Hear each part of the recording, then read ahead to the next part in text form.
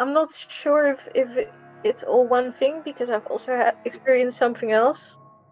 And I'm still not sure if it was a demon or just a very corrupted spirit. But that was a lot more extensive than my connection to these things that popped up on my bed. Yes. And that's probably one of the scariest experiences I've ever had. The one that I'm talking about now. But it was that in no way felt extraplanetary or extraterrestrial or any. It was just pure malevolence. Can you tell us about it? If you're okay to tell us about it. Yes, well, it involves a big deal of superstition and someone else's story, but I think I don't reveal any names. I think it should be fine. Yes. It's a bit of a long story. Basically, this is that same person that we briefly that I talked about with his sister. It was basically this was someone I was in a relationship with for a short while. When I went to his house, there was this one room that was really, really, that was just horribly scary. I immediately felt like a heavy presence. I heard laughing, and I saw almost like shadows that were flitting across the room really fast. So I was really uncomfortable with it. This was in a house? Sorry, this was in a house? Yes, this was in a house. Mm-hmm. And so I told him about it, and he actually confirmed that a lot of scary stuff had been happening there. That there was this whole history to it, and it actually followed through. I actually got quite involved with it later. Okay. In a way that I was not particularly comfortable with. Yes. Yeah, so I kind of asked him about it, and he said that the spirit that was there had actually been haunting that room since he was a little kid. And he had several siblings. All of the anyone who slept in that room, they switched rooms a lot. Yes. Anyone who slept in that room had weird paranormal experiences, computers turning on and off, okay. Being scared of reflections. One even saw himself with a split tongue and black holes for eyes when he looked into the mirror when he slept in that room. And basically they blame it on, this is a little bit of history, and I'm not sure if it's nice kind of history, but when obviously in Dutch history there was a time where we invaded Indonesia. Mm-hmm. And so it was considered very bad luck to get things from certain Indonesian people. Yes. Because they said that the Indonesians were so angry with us that they cursed certain items and gave it to the soldiers. Okay. To curse them for generations. Yes.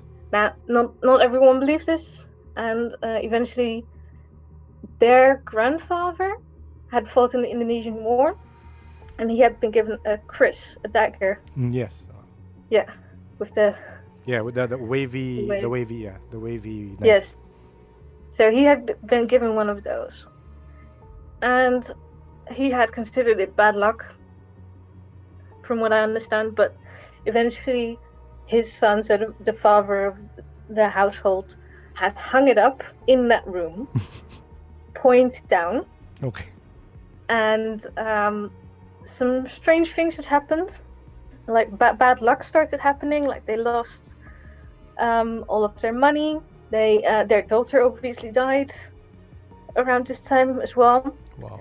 And at one point they were walking. There was stairs underneath it because it was in the attic, and they would walk down from the stairs, and all of a sudden the dagger let go from where it was hanging, fell right in front of them, and landed in between their feet.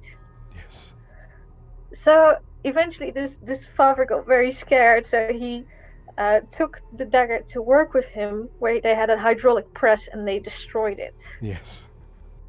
And afterwards they heard that was a really bad thing to do, because they had unleashed whatever was inside the dagger. Yes. So they had they were Christian, so they had their priest come over, and the priest said, well, I sense this negative entity, and he's constantly laughing. and they tried to exorcise it, and it did not go anywhere.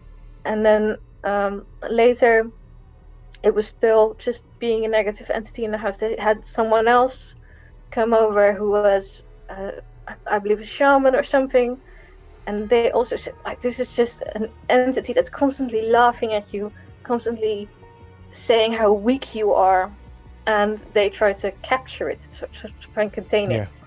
And after that, I came there and I saw that it was not necessarily contained, it was more like scattered. It was like they had shattered the spirit and trapped it in these invisible panes of energy. Almost like there was glass throughout the room and they had caught its reflection everywhere and to keep it separated. Yeah, but it really haunted this family, and it really had a negative presence on me as well, because I was there a lot at the time. Weird things would happen, like they had a teenage daughter, and she shaved her eyebrows off because she said a voice told her to do it when she was in the attic. Yeah. But for me, the scariest thing that actually, for me, that kind of proved that it was indeed a kind of entity or something. Yeah. I'm not sure. I was sleeping in bed, and all of a sudden I dreamed that I was in these woods, and that I was a goat farmer, and that I was tending to my goats with my grandparents when a fire burned and came through the woods and burned everything and killed the goats and killed my grandparents. And then all of a sudden I was not the goat farmer, I was the entity that was burning everything. Yes. And I just felt this satisfaction, everything burning and everything dying at my touch. And well, to me it was very scary. So I woke up and I see this face, the face that I've seen in the attic, inches from mine, right above me. I screamed so loud that I think I woke up my neighbors. and yeah, it was comparable to woods that would be in Indonesia. Yes. When I looked at pictures later of what that looks like, because I started researching the country because I became fascinated by this story. Yes. And that thing followed several of the family members and would cause bad luck. To the day I left. Okay. Eventually I left and didn't look back, but to that day they were still kind of being haunted by this thing.